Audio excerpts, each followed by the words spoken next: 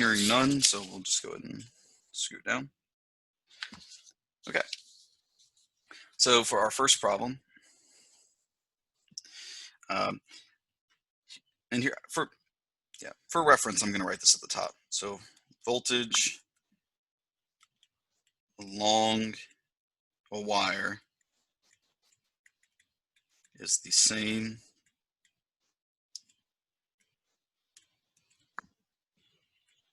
until an element is reached.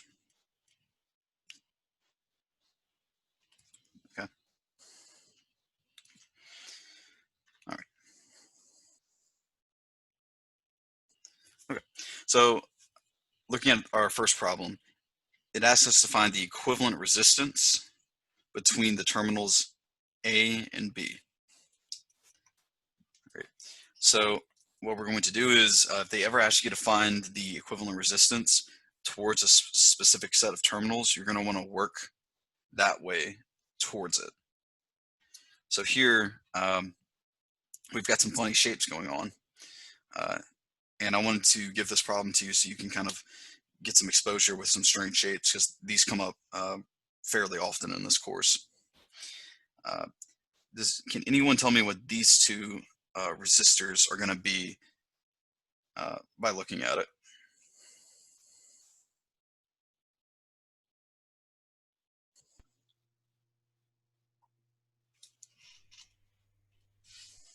Parallel? Yeah, it's going to be parallel. And why is that? Because they're not on the same wire. There's a junction between them. Yep, that's right.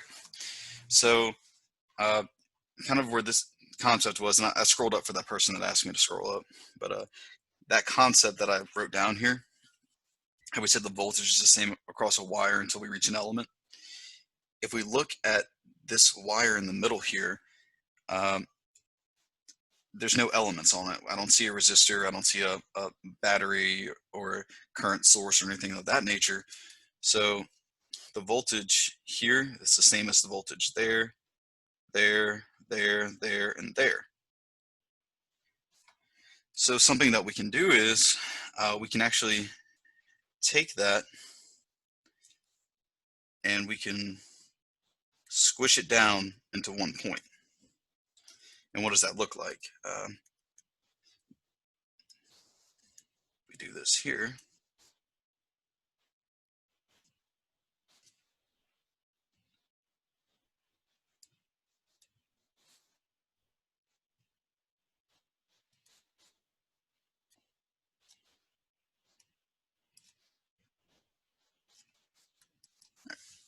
Um,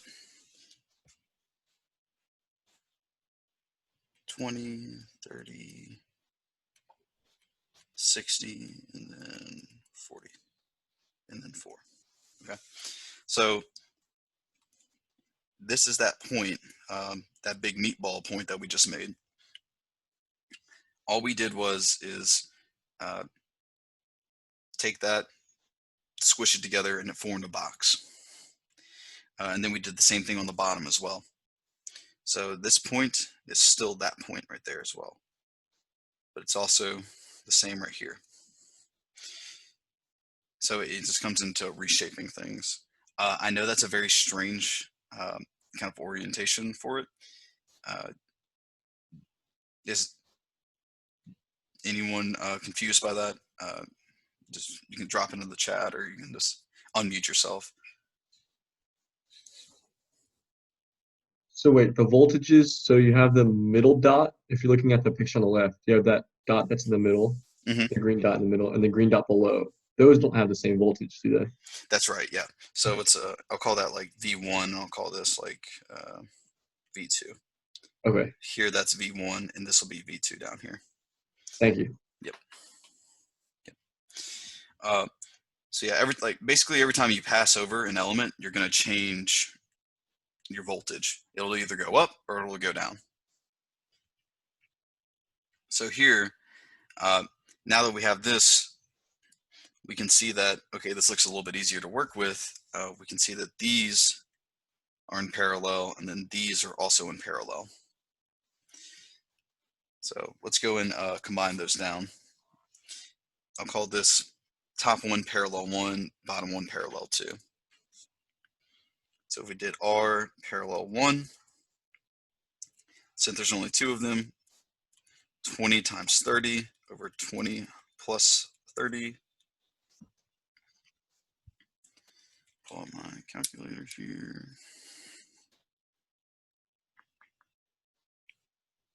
Okay. Looks like that'll give us 12. If we did R parallel 2, 60 times 40 over 60 plus 40.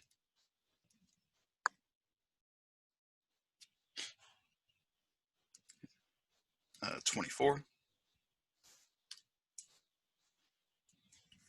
Okay.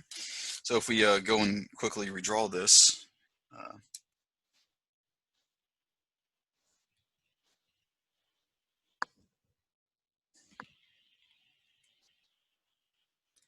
this is A, this is B,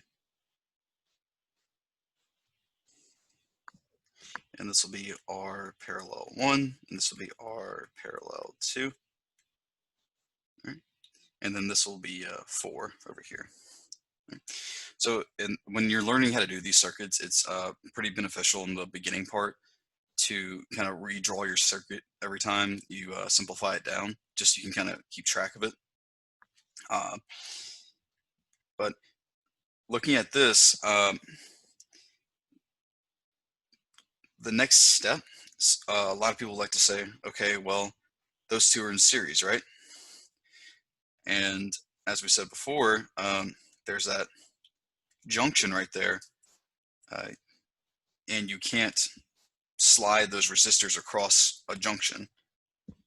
I had a student last semester that said it kind of reminded them of like a toilet paper roll on like a string. If you have 2 separate strings attached and tied at a point, you can't pull it across it, which I thought was interesting. But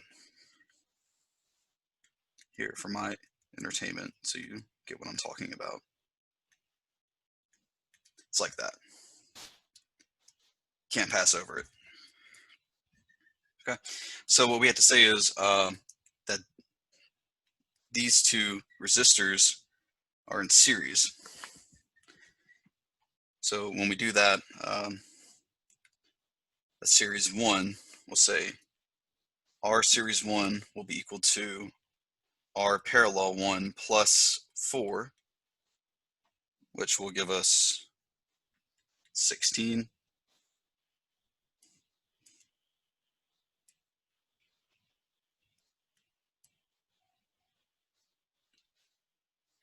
A and B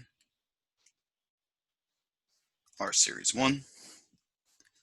And then finally, we see that these 2 are going to be in parallel with each other. So this will be R parallel 3.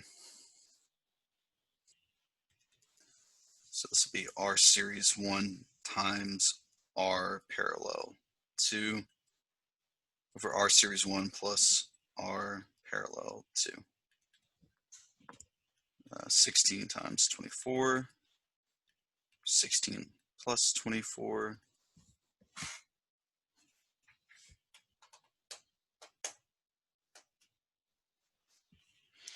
9.6. Okay. So this is our R parallel 3.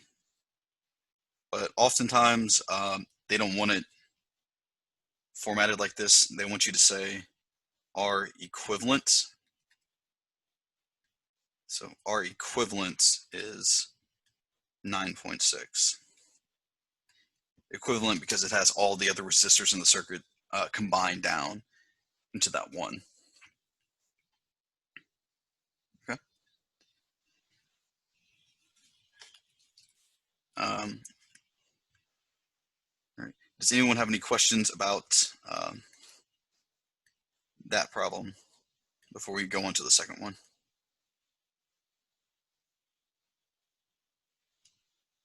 Is there a difference if you do it S1 with port and RP2?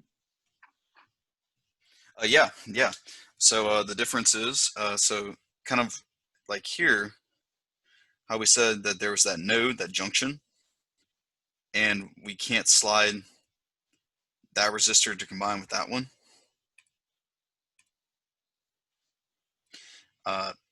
We also have one down here as well.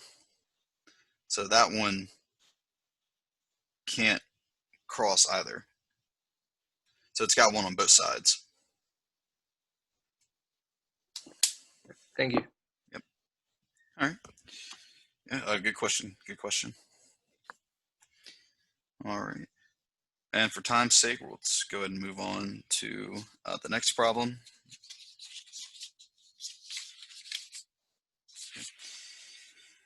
Okay, so let's take a look at this one here.